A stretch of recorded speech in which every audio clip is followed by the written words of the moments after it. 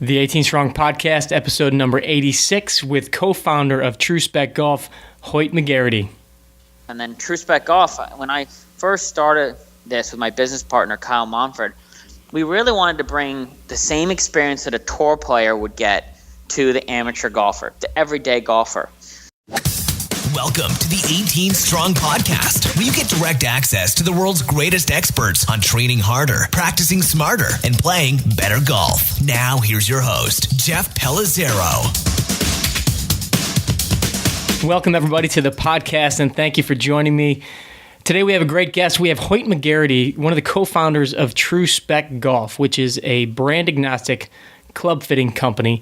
And I will admit, I don't know much about the club fitting business. I've never been fit for clubs, and so this was kind of a cool episode for me to do with Hoyt. We talked to Liam Mucklow many episodes ago about some club fitting stuff, and Hoyt kind of gives us some more insight into, what should we be looking for if we're going to get fit for clubs, and what does it look like, and who should get fit for clubs. So today we're going to talk about several different things. We're going to talk about, the difference in going to a place like True Spec, which is a brand agnostic company, versus going to the TaylorMade or the Callaway or the Titleist outfit to get fit for clubs, or even going to your local golf pro and going to their shop, because many of the golf pros are tied in with a certain brand. So going to a brand agnostic club fitter, what does that look like? We're also going to talk about who should get fit. Should the average everyday player get fit? Should only professionals get fit? And then when it comes to getting fit, this is a question that always comes up. Should I fix my swing first, or should I get fit for clubs first? And Hoyt gives the best answer that I've heard yet as far as why you should or shouldn't get fit for clubs first, even if you're working on swing changes or what you're doing with your teaching pro. And then also we're going to talk about a couple other fun things, why Brandt Snedeker and Hoyt hit the same driver that actually they've had for several years. And, having access to a place like True Spec and being able to test pretty much anything under the sun, they both have chosen to stick with the driver head that they've used for several years, even given the changes in technology. And then also some of the crazy stuff that Hoyt has gotten to do, being the owner of True Spec and all these different locations that they have and working with the people that he does, what it's like to play a round of golf with James Bond himself. So we've got a great episode. I want to say a quick thank you to our guys over at Rad Roller for helping support the show. If you don't know what Rad Roller is, again, it's a company that has made it their mission to take the foam roller, the soft tissue massage tools that we all know and love, to the next level, and to be able to give you something that's really designed to help your body move better, feel better, get rid of some of those nagging aches and pains that we all have between our shoulder blades, our legs, anywhere, the feet. The guys over at Rad Roller have done a great job coming up with a great line of products. If you want to check them out, go to radroller.com and you'll get a 10% discount using the code 18strong on anything that you purchase there. And then just a couple cool and exciting things that we have going on here at 18 Strong. We are about ready to hit the month of May, and we thought we would do something kind of fun. And we've had so many great people on the show, so many great fitness professionals, golfers, golf pros, that we wanted to tie them in to a little bit of a social media project that we're going to do, which we're going to call Mobility May. We're going to put out a short little video each day in May on a favorite mobility exercise, either that we have or some of our clients have or some of the people that have been on the show have. And we want to do it for a couple of reasons. First, we want to celebrate the fact that you're listening. We want to give you as many tools as possible and see what some of the different professionals and golfers are using to help with their flexibility, their motion, getting themselves ready to play. We also want to celebrate the fact that we have a lot of great people that are supporting the show, and we want to help promote them as much as we can. So keep an eye on our social media, Instagram, Facebook, Twitter. We're using the hashtag MobilityMay. And if you're out there and you want to jump in and join in, tag 18 Strong, throw the hashtag MobilityMay, and we're going to see just how much we can get going, how much we can share with the rest of the golf and fitness world. And then also just on our end, we've got some cool things coming up. We're putting together a private online community for 18 Strong.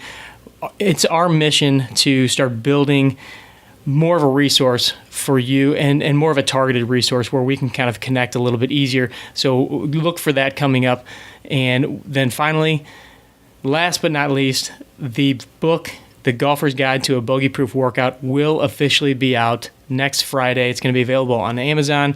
We will give you all the details. If you're on our email list, we're going to send you the details via email. We'll put it on social media, so keep your eye out for that. Really looking forward to finally putting this thing out there. It's been a project that I've been working on for a while, and with everything else going on, it's obviously taken a lot more time and effort to put this whole thing together, but I'm so excited to finally be able to bring this and say that it's out there, it's ready to go, it's ready for you. So many people have told me that they need a starting point. They want something to give them information on how to start building a workout and training program for themselves. And so this is basically just kind of a whole compilation of, my experiences, what I've learned, some of the philosophies that I like, and basically some of the essentials of putting together a bogey-proof workout, as we like to call it. So let's get talking about some club fitting with my man, Hoyt McGarity. Hey, Hoyt, welcome to the show, man. Thanks for coming on. Thank you for having me. This is great. Absolutely. Okay, I'm going to start out right out of the gate. Are you a Caddyshack or Happy Gilmore fan? That is a tough question, but I've got to say Happy Gilmore for myself. Hopefully that'll be the toughest question I give you today. I'm a big fan of both. Nice. All right, so I'm sure you've had tons of different things go on in your playing career with True Spec Golf. But one thing, just to give a little bit of background on you, that I like to ask my guests is there a person, maybe an experience, or even could be a book, something that you feel has really kind of been influential in where you are today and the direction that you've taken with your golf career? I wouldn't say there's anything in particular. I mean, my uncle was the one that kind of taught me the game of golf when I was really young. And no one in my family played golf. So I would have to say my uncle for sure was the only reason I even got into golf growing up, and I've been pretty forward on that. So everything's been because of him, basically. Where did you grow up? I grew up in Long Island, New York, in Bridgehampton, so all the way out east. And how early was this that you started playing? When did he introduce you to it? I'd probably say around 6 or 7. I got pretty serious. My dad passed away young when I was 9, and I have 3 sisters, so I had no brothers, and I kind of got into golf big time when that happened. Maybe it was just something that, kept me calm through the whole situation, and I started taking it pretty serious. I would say at 9. I mean, as serious as a 9-year-old could take anything. Sure. And so did he take you out to the club, and what did that look like? Yeah, I mean, I was never a member of any. I mean, I grew up in the Hamptons, which is a beautiful area for golf, but very difficult if you're not a member at any course. You've got your Shinnecocks, Nationals, Maidstones, all these amazing golf courses that I've been fortunate enough to grow up playing. But it's also very difficult for being a young amateur there that's not a member anywhere. So I started caddying at 12 at Maidstone. And Eden Foster and Tony Sessa, who's the head pro at Augusta National now, kind of taught me how to play golf, more of a serious, to be competitive with it. So I started caddying at 12. I caddied at Maidstone, Shinnecock National, Atlantic. I caddied almost every course in the Hamptons at some point so I could play and practice. Nice. And then, so where did your golf career go? How competitive did you get? And what did you play some mini tour stuff? Yeah, I did. I mean, I started playing golf pretty competitive, like I said, young. I went to boarding school in Virginia for high school, and that's when I got a little bit more serious. And then after that, I got a full scholarship to Division II college, Lynn University in Florida. I had options to go to Division I, but to be honest, I was coming from small classrooms, boarding school, that it just made sense. But when I went to Lynn, we were number 1 in the country for 3 out of the 4 years. Wow. So we're a very competitive team. I was the only American on the team. And of the 5 starters, 4 turned professional and 2 played in the Walker Cup. So I would say for maybe a little unknown school, Division II, we had some really solid sticks on the team, especially 2 Walker Cup players. That's tough. Wow, that's pretty impressive. Yeah, so it's, went to college there, turned pro right after college. I started to tell myself I'd only turn pro if I was improving each year. Because if I'm not improving, then there's no reason in my mind to turn pro. And I could see from my freshman year to my senior year of college, I was improving every year. So I decided to turn pro, moved to Scottsdale, Arizona, qualified for the Canadian Tour right out the gates. Played myself onto the Challenge Tour, which is the web.com of the European Tour, and played. I guess it wasn't the most successful career, because I think I'd still be playing if it was, but I definitely kept my card every year and was competitive. But for some reason, I just enjoyed the equipment side of it more than the actual playing side. As weird as that is, mostly everyone wants to be a professional golfer. Why not? But I really enjoy what I'm doing now way more than playing. So I know, trust me, I'd like to play on the PGA Tour. I think it would be neat. I work with a lot of the players out there, but I just think that the technology and where golf's going, I'm very happy to be in the field that I am in the game. So tell us a little bit about True Spec, since we kind of are steering down this path, and then if you could kind of bridge the gap from your playing career to how True Spec even started. Yeah, I'll go start there, actually. So, look, when I played professional, I felt like I was spending more time on the trucks and trailers than I was practicing for the event. I just have always loved how it all works, from shafts and heads and optimizing things. And when I first came out on tour, TrackMan was just this thing in the corner. No one really used it, right? It was there, but no one knew how to use it, I'd say. And then as I stopped, TrackMan started getting way more popular, and I started to wrap myself around that machine and learning everything that it can do. So I would say it all started playing golf, and then True Spec Golf, when I first started this with my business partner, Kyle Monford, we really wanted to bring the same experience that a tour player would get to the amateur golfer, the everyday golfer. And we were like, well, how do you do that? Trying to be as brand agnostic as possible. Like we have no reason at True Spec to push any particular brand. I do not care. You play a Callaway TaylorMade Titleist Ping. It's whatever is best for you. So, True Spec Golf purchased a company called Club Conex, which is the only universal tip adapter, which means I can take one single shaft and click it into every major head. Most of the time you'd buy your aftermarket shaft and you'd have a TaylorMade tip on it. Therefore, it can only go into a TaylorMade driver. Our shafts can go into any head. So if you look on our website, at truespecgolf.com, you'll see 400 shafts on the wall. And it's nice to know that all 400 fit into every head. It isn't split up where 10 of those are TaylorMade, 10 are Callaway, 10 are Ping, and onwards, like you would see at a normal fitting shop. So you can come in, stay very on a level playing field, and try everything. And that's we've taken that philosophy through it, and we also build all the clubs. So we're not only just fitting the golf clubs, we're also building the clubs. This is probably where our strong point is because most people coming to us to have their clubs built, we have more of a zero tolerance rule where there is no plus or minus a few degrees each way. We try to be as accurate as possible. You're always going to have variance in the loft of the heads. Unfortunately, not all 9.5 drivers are 9.5, right? Mm-hmm. But at least we know what ours are, and we can get you the head that's closest to the one that you were hitting on the demo day with us. So, you go to these demo days performed by any company, and I hear it all the time. I got fitted, and then I got the driver, and it wasn't anything like what I hit on that day. Mm-hmm. Well, it's very difficult for a major company to duplicate that driver from shaft to head to the setting and onwards. We take pride in that because we have everything weighed out, weight sorted, CPM'd. We will know everything about the current golf club you're hitting. So when we go to duplicate it, we can come as close as possible. So, and I've never gone to an official club fitting. I've never been to a club fitting shop. So, and I'm sure there's a lot of folks listening to this that are kind of in my shoes too. But when you would go to kind of a standard shop or go to the pro shop, you normally would have to kind of go to the different shafts that the TaylorMade rep has or the TaylorMade mm-hmm. head, or you would have to go to the other. But with the Club Conex, you can utilize that with any club, any shaft, any of it? Any of it, yeah. So we have, every shaft fits into every head. And what's neat about the tip, it's USGA approved and RNA approved. So there is no reason for a player to have a TaylorMade tip on the end of the shaft. Like you go out and you find that shaft that you just love.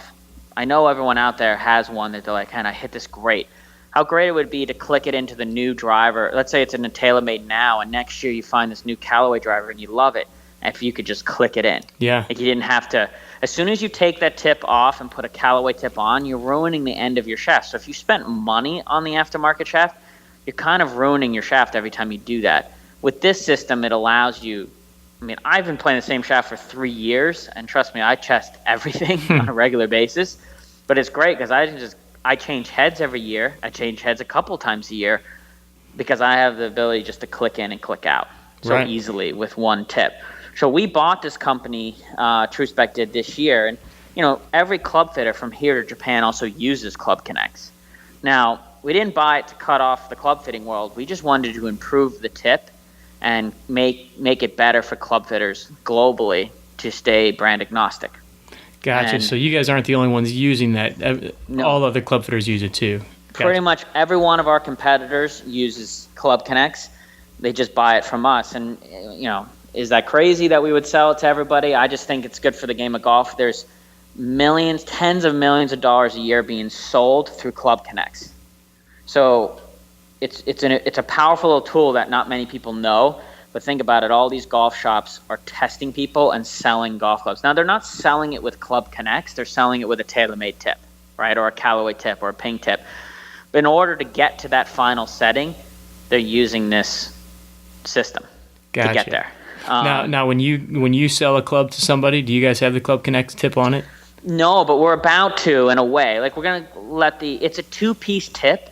So it's a little bit more complex than the average tip. You wouldn't notice it unless you unclicked it, but we just want to make sure the consumer understands. Like a lot of people, clubconexgolf.com, people go there and they buy the tips. They can at any time, and we've sold a ton of them. I mean, why not? I think the avid golfers that are spending money on equipment, like myself, I want this tip because it saves me a lot of money too, not having to buy a shaft every year.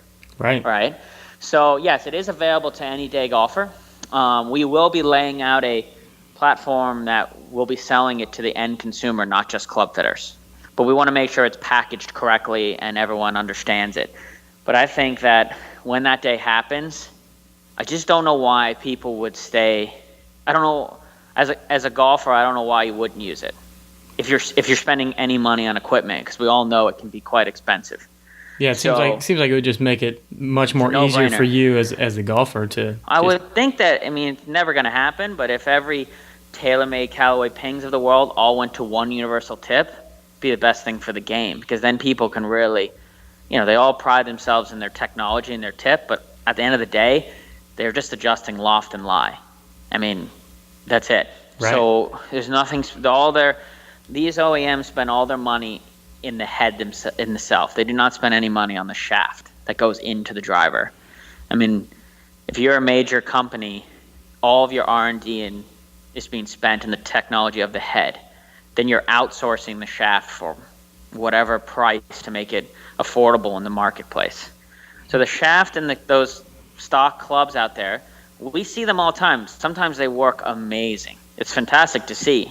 But I would say 95% of the time, even 99% of the time, if you went through a proper fitting at a place like True Spec, there would be a good chance that we can outperform it just on aftermarket shafts. A very good chance, obviously, 99% chance.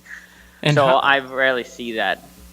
How many locations do you guys have? Where are you? And then is there like a mobile version too, where guys? So we have 10 locations right now. We're in New York City, 2 in Miami, 1 in the Bahamas, Naples, Orlando. We're opening up another one just outside New York City, Columbus, Ohio, Geneva, Switzerland. We're opening up at Turnberry in Scotland. We have a shop opening up in Vietnam and Japan, so some of these might be a little further away. And then we have 3 mobile units in the United States. These mobile units, we visited 80 private clubs last year. So these things are pretty much on the move for private and public courses. So we can touch pretty much any market that's calling for a True Spec. We do get phone calls on a regular basis. We're not a demo day where we come and see 100 people in a day. I mean, when we come to a course, one fitter can see 4 people a day. That's it. Wow. So if there's 2 fitters, that's 8 people. These are pretty serious fittings, 2-hour slots. So we take it pretty serious, and that's why people come to us. So we're not just there to run through it. So we'll pretty much visit any private club or public course if they can get us around 16 people to sign up in 2-3 days, right? Why not? We'll drive anywhere for that. So our mobile units, we have an East Coast, we have a West Coast, and a Midwest. So we kind of touch a lot of people. And we also have one mobile unit in Europe as well, which travels mostly around France, Switzerland, and this year a little bit into Germany. And so how does that work with like the club pros, and what's the response been with, I know that a lot of club pros do fittings, that they're working with different manufacturers. What does that relationship look like? It's great, actually. I mean, we have another system as well. I'll explain to you in a sec, but we get pros calling us, right? Again, we're not for everybody. So these pros are losing a certain amount of sales to companies, to True Spec Golfs of the world, right? And this is something we can offer that experience on the driving range. So then why would that member go off property to buy clubs? Right. So we strike a deal with the pro. We come in. We're only servicing a very small, a club of 400 members, we're going to see 15, right? Right. So it's not like we're taking too much business from the shop. We also try to do right by the pros and sell the product in the shop, and they get a percentage of the sales that we do on property. And they get a percentage of sales that we do forever from the customers that came from that property. Oh, so nice. They don't lose anyone. We try to be very hands-on with the pros as best we can. We also have another model, because I understand some pros just want to do it themselves and they have the systems. It's great. We have a shaft kiosk program, and we're doing 100 private clubs right now in the United States. With Club Conex, we're able to give them 24 aftermarket shafts, drivers. And they have the Club Conex system. So now they'll have shafts that you can't buy. They're not offered anywhere. TaylorMade, Tiles, Callaway. So pretty much these pros now have mini versions of True Specs to have on the driving range. This has been a very popular program. They click it in, they sell it. They have no inventory, and they only pay, we charge $50 a month for the leased program, 6 months or 12 months. So you're getting about $3,000 or $4,000 worth of aftermarket shafts for $50 a month. Wow. And your margin and points on that is pretty big for a pro, because they have no risk essentially other than the $50. Our responsibility is to, we give them an app, we coach them through it, they look good on the driving range, they sell the driver out of the shop, and they make money on the shaft. So it's kind of a no-brainer for a lot of the pros that do club fitting. So I was quite surprised. We signed up 100 clubs within just at the PGA show. So if we wanted to do 500, I think we can get it. As crazy as that sounds, I think people globally have been asking to upgrade their fitting carts. Wow. Because you're paying $2,000-$3,000 to upgrade a fitting cart, and you're not getting anything that we're offering you. We're offering 24 real aftermarket shafts. So. Yeah, I was curious how that worked, because it seems like it almost seems counterintuitive that the club fitting side would mesh and gel with the club pros, but that's cool how you have kind of worked it all together. Yeah, no, look, we're trying to support them. So, and some clubs want more. They want us to provide. Look, we're only doing driver shafts this year because you can imagine. Look, you're a head pro. You place this order. I'm going to ship your shaft within 24 hours. That's pretty good. Yeah. And guess what? The 24 shafts on the cart, those are live shafts. They have Club Conex on them. You could sell that shaft and that head, and someone could walk to the first tee. That's pretty cool. Yeah. And I would replace that shaft within 24 hours in the demo cart. So, I hate to even use the word demo, because they're really live shafts that these pros are using. They could sell that. But they just need to understand they're selling it with a Club Conex. But let's be honest, if you're hitting that one really good, you should probably walk away with that one. Yeah. Right? So it's kind of something we can offer, and it's great for the pros. They look good doing it. It has nothing to do with True Spec. We're not there. We're not on site. We're just providing basically the inventory and the build on these shafts. So then this program has kind of taken off a little bit beyond what we thought it was going to be, but it's great. Awesome. So we're very excited about the shaft kiosk program, and we get a lot of inquiries about it on a daily basis at this point. Let's talk a little kind of club fitting 101. So for all the golfers out there that are unfamiliar with it, what are some of the basics? Like who should be fit for club? Should everybody go? And what are the most basic things that you're looking at, and why should we know what you're looking at? Well, first of all, I think everyone should get fitted for clubs. I mean, I don't think everybody needs to go through a place like True Spec at all times, but I think everyone should get fitted from clubs from a beginner onwards, because why start the game with the wrong gear? Why, right? If I was to give my mom my clubs, good luck, right? Yeah, like she wouldn't know where to begin. Even if I ordered a woman's set, who knows if it's too long, short.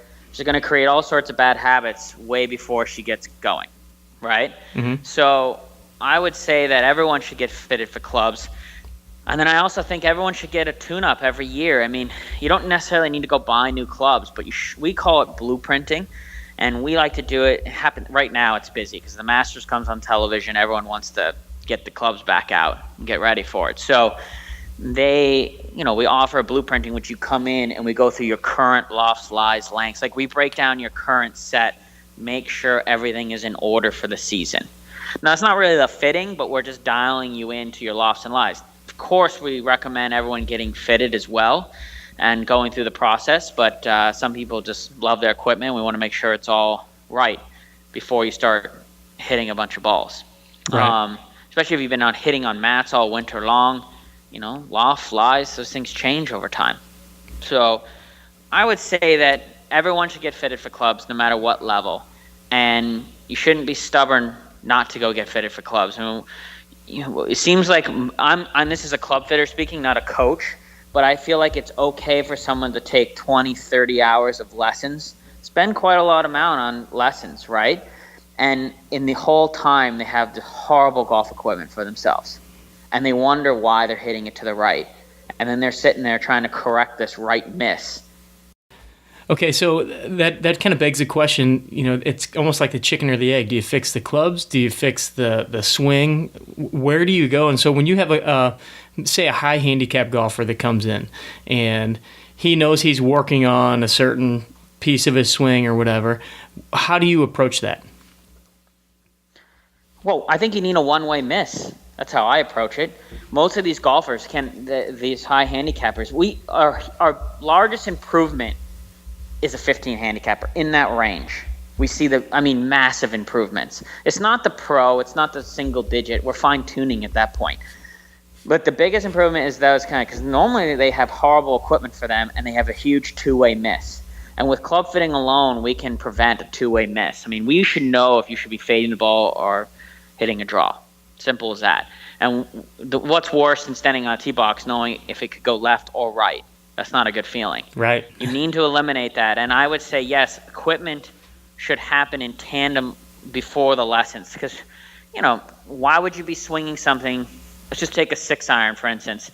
Let's say you swing a 6-iron 80 miles per hour and tour average is 92, but you had a shaft in there and a weight of someone who does swing 90.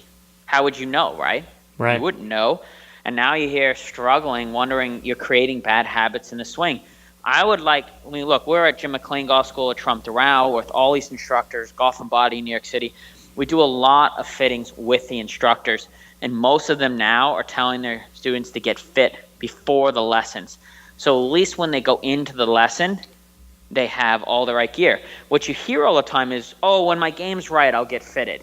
Well, that could be 4 or 5 months of hard training when a lot of those bad habits could be fixed in 30 minutes in a fitting. Yeah. Then you can go really focus on the important things. I always use this argument. People are like, well, I'll get fitted for the driver when my swing is better. So I'm sitting here, if I didn't know much about golf and I had the completely wrong setup, and I'm wondering why I'm hitting it really high and to the right every time, and here am I with my coach just grinding away on trying to fix it. And then you gave me the driver I'm currently using, and it's a whole nother ball game. So I sat there for 5 months working on driver swing when it wasn't as bad to begin with. So you really should get fitted first and then have the lessons. Then people always say, well, what happens when I start swinging it way faster? I'll give you a free set of clubs because I've never seen it happen. So if you go swinging from 100 miles per hour to 110 in 2 months, by all means, I'll give you a new driver, because you're always going to be around the same speed. Your technique might get better. You might pick up something, but you're not going to swing a 6-iron at 80 and suddenly start swinging at 95 because of a few lessons. Right. It's just not going to happen. So, you're better off getting into the right equipment and then getting your lessons. Then you might tweak your lofts and lies, as you improve, but your shafts and your grips and your everything won't change. Like, you're going to swing – I swing the same shafts now, and if I had 50 hours of lessons with Jim McLean, I'd still be swinging these shafts. I wouldn't change because my speeds, my numbers wouldn't change. The loft and lie might, but that's it. So I'm a big fan. I mean, maybe because I look at it a different way. I mean, we see improvements of 20, 50 yards in some cases with a driver, right? I mean, and these are people that are hardcore golfers going, my gosh, I've been playing with this for a year, and I just picked up 20 yards in an hour. Yeah, they just start kicking themselves. Like, yeah, I don't know, why didn't I do how this many a year lessons ago? you could take to get 20 yards. Now, if you can get the 20 yards, then go work on your game, man, you might turn it into something really special. No, I appreciate that answer because I've had people kind of go back and forth, and club fitters and pros, and I've heard differing opinions, but just the idea of having a one-way miss and then working on that makes so much sense to me. A one-way miss, if you're swinging across the ball or into out, like, these are things that you don't swing. People are like, well, this is another one we hear every time. Well, I'm not very good, so I don't make the same swing twice. That is so not true. You make the same swing every time, it's just not very good. Like, if you swing the club in to out 5-6 degrees, it doesn't mean the next swing you're swinging at -6 degrees. Of course not. You're always swinging in to out. You might have a tough time controlling the face, right, and other things, but people think that they could swing in to out and then the next swing across it. So not true. You're doing the same thing every time. And our job is to find that and kind of hone in on that. Be like, all right, here's a person who always does this, has a tough time, and let's help them, right? So, again, if you did swing in to out and then out to in, I'd tell you got to go get lessons, right? Like, I'm the first one to be honest. Again, our fitters at True Spec, our guys are not paid off a percentage of sales. They're not. So their job is not to sell a golf club unless it's better, because it's not like they make any extra money doing it. So I just try to make sure, like, guys, don't sell golf clubs unless you and the customer both see an improvement. That's it. That's, as simple as that. My job is to show an improvement. If I cannot, I'm the first one to tell you not to buy the golf clubs. Sure. Yeah, it's all for the betterment of the golfer. And if they're swinging better with one club, or it makes the ball go further or more consistent, yeah, that's what it's all people about. don't like to hear that, believe it or not. Sometimes they all just want golf clubs, right? Right. Or brand new something, and you're like, no, you don't need it, and they just don't, they don't want to hear that. But, driver's good. A driver's good. Why change it? Can you talk a little bit about just the shaft in general? Different swing speeds, and correlating with kind of the different types of shafts. I was very surprised. A couple years ago when one of my players was telling me how important. Everybody looks at the different clubs and the different brands, and he was like, "You'd be surprised at how important just the shaft that you have and having the right shaft in there is." So if you could explain a little. It's so important. Like I said, and it's not a knock on the OEMs because I'm a huge supplier of all of them, but their world is the head technology, not the shaft. Okay? People, and it's unfortunate because a lot of the time they're like, oh, here's the new Diamana in the TaylorMade driver. I'm just using them as an example, whoever it might be. And it's not the same version as the guys on tour and people are using. It's a much dumbed down version with a different code on it. It's not even close. So people think that they're buying into this real nice shaft when it's really costing TaylorMade $2-3, right? Because they have to keep the price affordable, and or these drivers would be $800 if you paired it with a proper aftermarket shaft. So the shaft is very important, as is the head. So there's no like one's more important than the other. I just think that if they're married together properly, you're going to see huge improvements. But trying to find that right shaft for your swing and head combination could really be the difference of enjoying golf that much more. It really is. So it's very important that you find that. And then we always hear like, oh, I'm a regular. Okay, well, we have 400 shafts on our wall. I think we have 150 regular shafts. That's like saying, why would I have 150 of them? Why wouldn't I just have one of them, right? If I'm a reg is a reg. Well, they all do something different. Some are low launch, high launch, mid launch, low spin, high spin. I mean, there's tons of stuff that goes into these shafts, or you would only have a reg, stiff, and an X. It'd be done. So, and then you'll have certain groups that say the shaft doesn't matter. I'll use TaylorMade example. They'll play it on tour, but then you go on tour and every PGA Tour player is testing shafts. So why is that? Right. So not true. So, they're in the selling golf club business. So that's kind of what it is. And or for instance, then why would they offer 10 free upgraded aftermarket shafts if it didn't matter? Right. So, like, it's a strong statement to make in the world of golf and say that it doesn't matter. So, and then you got to think about heads as well. Like some heads are fade biased, draw biased. So if you're someone who slices the ball and you go and buy yourself a fade biased driver, it's going to not be so much fun. Right. But how would you know what's a fade bias and draw bias? Right? It's tough. Like, yeah. You wouldn't, most of these people wouldn't know. I mean, a ping, for instance, an I series would be more fade biased than a G series. And that's why the G driver is the number one selling driver last year, because it's the most forgiving driver on the market. It's awesome. That's especially for the average golfer who tends to cut across it. Right. So you just got to know what you're buying and why. I mean, to walk into a big box store and go, ooh, I saw that commercial. I love this driver. It's just beyond me nowadays, especially with all the technology that's available to golfers. And again, I'm not just saying to come to True Spec. I'm just saying go to a club fitter that you trust and and you will see an improvement. And if you don't change. Stay with what you have. You shouldn't change to change. And do you see any limitations on technology in the future? I mean, it seems like we're these guys are maxing out the golf courses. They're every year there's a new piece of technology and the driver head changes. Do you see a limit to it? I mean, yeah, the USGA is definitely handicapping the OEMs to have the ability to grow with technology. I don't know what view it is. I'm shocked that, here's my opinion on it. I'm shocked that someone hasn't come up with a non-conforming golf clubs. Why not? How many more people, how fun it would be to have a driver that goes an extra 20, 30 yards? Yeah. I mean, you think everyone's playing in the club championship and is super competitive? No. They just want to have fun playing golf. And I'm surprised that no one's broken into that market at all. I think that it's great for our business because the last thing is pairing them up together for optimizing everything.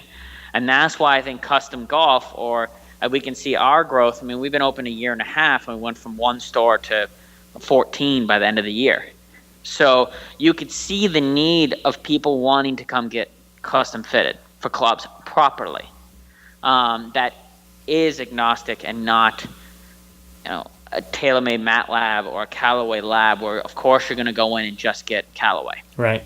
I mean, I've always said if I could put a True Spec across the street from every lab in the world, I would.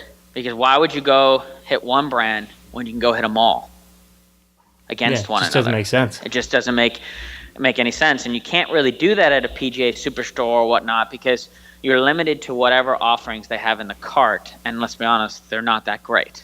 So, they don't those carts aren't that deep and then hopefully the person behind the cart makes a big difference. They got to know what they're doing or talking about. Right. So, I don't know. I like it. I like where we're at because everyone wants to get as much out of their equipment as possible, and now it's all about pairing the shaft and the head, which is our whole world. So, Well, and you said that all the guys on tour, they're constantly tweaking and looking at different shafts. Always tweaking. So, I've been fortunate enough. I work with Justin Rose and Gary Woodland, all these guys on tour, and they're always. Why wouldn't they? Right? The 1%. They're looking for the 1%. Justin is probably the most thorough guy I've ever met in his equipment, and it makes me excited to work with him because of how detailed he is. You won't get anything past him, and he's very smart and educated in that, and he would switch on a dime if it's 1% better. Well, you said you were even there last week at the Masters, right? Working with these guys, and so they're tweaking that close to competition. Not necessarily tweaking. So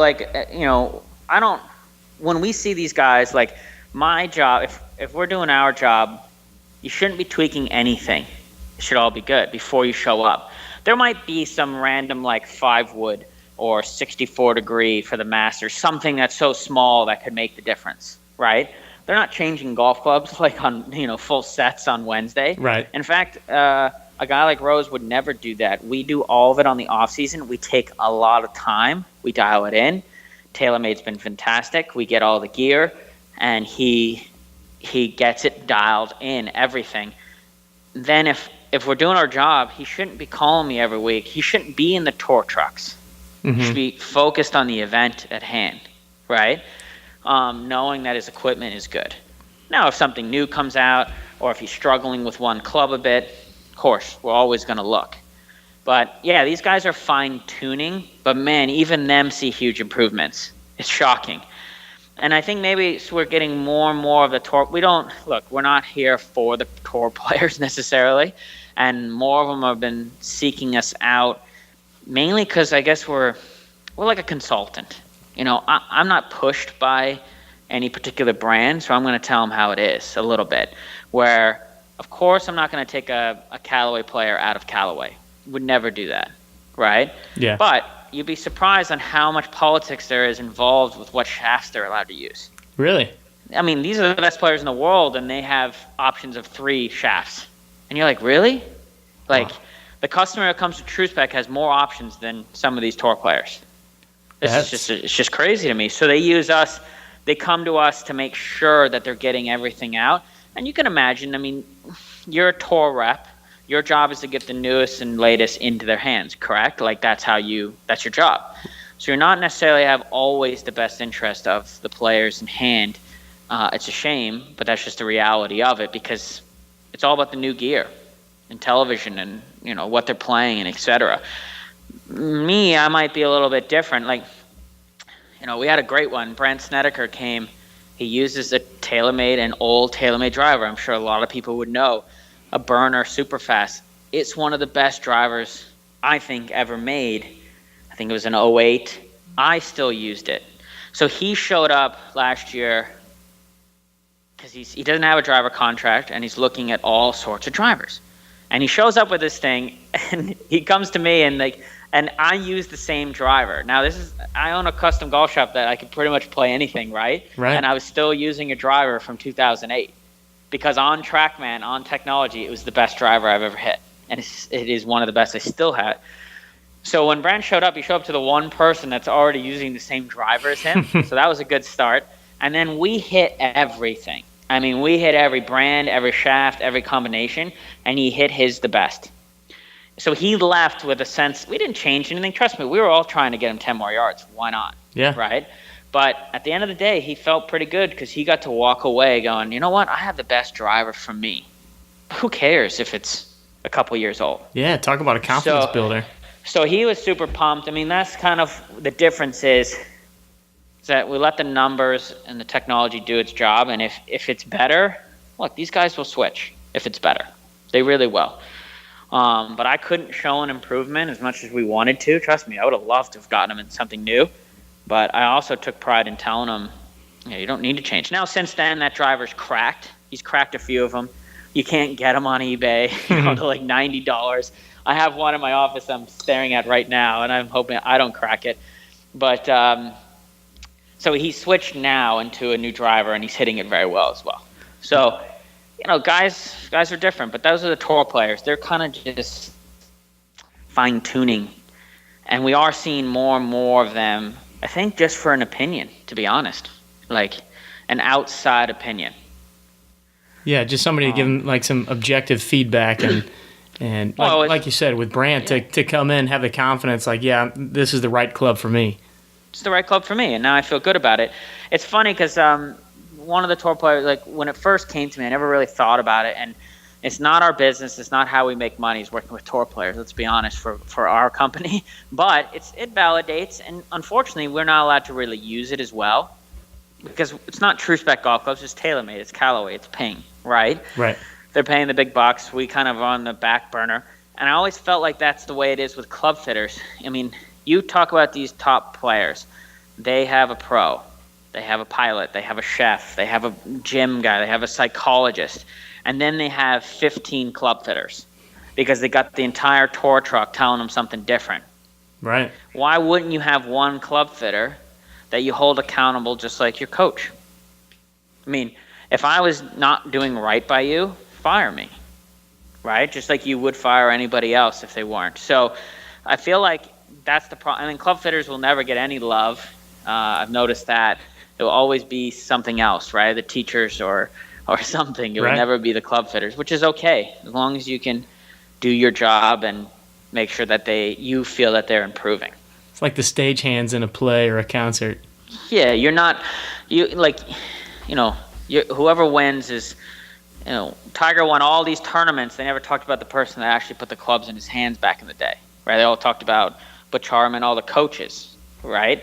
And I'm sure there was a lot of time and energy spent on his equipment at some point, right? So, that's a big part of it. And then some people might not know much about it, some of these top players, and they could be missing out just on the fact that they're being thrown different equipment all the time. Yeah. It's amazing how much stuff they get for free. Yeah, it's crazy. It's crazy. How could you make the decision? And, we almost have to cycle it out for some of these guys. That comes to us and we say, no way is he hitting this. It's a waste of a golf swing. Right. I'm not going to waste anybody's time by giving him something that's not practical. That's interesting because, it does seem like there's so many different things that are being thrown at different guys. And I would imagine when, you're at the top of the game, you get a lot of offers to play a lot of things for free and get a lot of different pieces of equipment. I really think guys are going to go agnostic. Watch. I don't think that the companies can pay as much as some of the corporate sponsors now, right? Why sign the deal with a certain company for a few $100,000 when it's really a top 5, right? Yeah. Why wouldn't you play an agnostic set that's the best 14 clubs? Who cares what they are? And you will perform better on the golf course. Therefore, you'll make more money in the long run, right? How many people sign with a company and then just disappear? Yeah. It happens all the time, unfortunately. So you have to be careful, and it scares me because I know they pay a lot of money. I get it. Trust me, I play it. I was the first one to be like, I want to be one brand. I never really thought about it. Now I think about it differently. But I wish more people would go agnostic, especially the top players that are in their prime just trying to win more majors. Like, listen, if you think something's hindering you, why use it? Why did you sign that contract if you think the golf ball's no good or the wedge is killing you? Yeah. Right? Yeah, that was it was almost your own fault because now you're stuck with it. So being agnostic is you're going to come out with a Callaway driver and Strixon irons. Look, I play Strixon irons. You couldn't have told me in the last 2 years, 3 years ago, I'd be playing Strixon irons. No way. Best irons I've ever had. So, we must sell so many Strixon irons. It's crazy. And I would have never thought it. They're just awesome. And it's not just me. It's a lot of the customers that come through think the same thing. Then they hit them, and they go, whoa. Not for everybody, but just something that, I wouldn't have thought would have been in my golf bag. That is in my bag now. Yeah, I think you've given the audience a lot to think about just going in and having more options and that there are more options out there and they have access to people like you where they can go and check all this stuff out. All right, before we close up, Hoyt, I just want to ask you. Usually, I ask the guests, who's a person that you would love to play a round of golf with, spend 18 holes with. But I know that you've played with quite a few people, so I'm going to change up the question for you.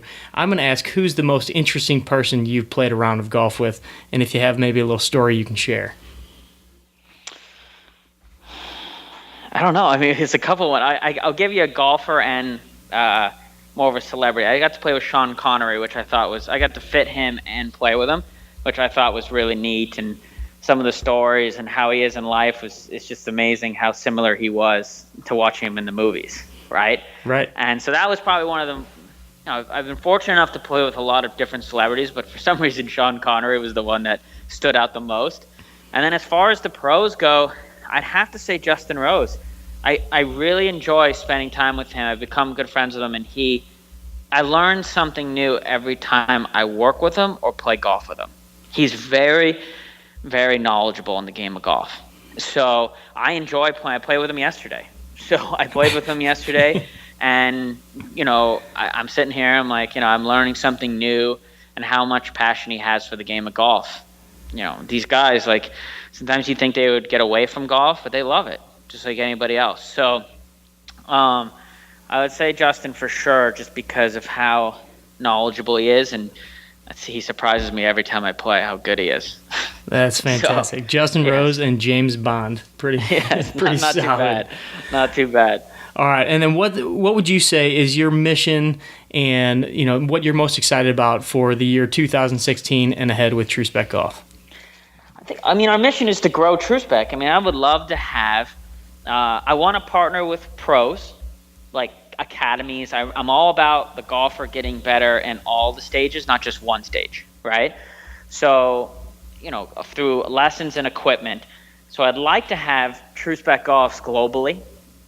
That is the mission for us, and that's kind of something that we're pursuing right now, opening up overseas and in different countries. So right now it's a lot, so I'm going to stick with just that. Trying to open up. I think we're opening up 5 this year, and keep going. So we'll see. Sounds great. All right, and where can the audience find you, learn more about True Spec and everything you guys have going on? You can visit us at truespecgolf.com. You can email us at info@truespecgolf.com. I'll be more than happy to answer any questions. TRUESPEC golf.com. Awesome. Can't thank you enough for your time, man. Really appreciate it. I know you've given us a lot to think about as far as our clubs and what we're doing, what we're hitting, and what we should be hitting. Should we be taking lessons? So I think the audience is going to have a lot of insights when they go in to see their pro the next time they go. Exciting. Awesome. Thank you for having me. I appreciate it. Thank you. There you have it. A little club fitting 101 from our buddy Hoyt McGarity. So hopefully that answered some of your questions about club fitting. I know that I have plenty more that I could sit and chat with Hoyt about for a while. But the biggest takeaway that I took was club fitting will help get you to a point where you've got more of that one-way miss, where you then know what to work on, what your tendencies are, and it just gives you an awareness of what's going on. So if you want some more information on Hoyt, you want more information on 18 Strong, just go over to 18strong.com. You can find everything out about us, but go to 18strong.com/Hoyt, and you'll find this episode, the show notes, links to True Spec, and everything that we talked about in the show. Once again, I have to thank the guys from over at Rad Roller. You can find links to their page through the show notes, or just go to radroller.com and use the code 18STRONG over there. And lastly, don't forget to hook up with us on social media. Subscribe to the podcast on iTunes. That way you'll get every single episode right into your phone every single week. But look out for our little project this coming month, Mobility May. We're going to have a lot of fun with it, and we're going to bring in a ton of great fitness professionals, golfers, coaches, and hopefully, we'll bring about a lot of good content for you to share with your buddies and use on the first tee box. As always, train hard, practice smart, play better golf. Thanks for listening to the 18 Strong podcast at www.18strong.com. And remember, train hard, practice smart, and play better golf.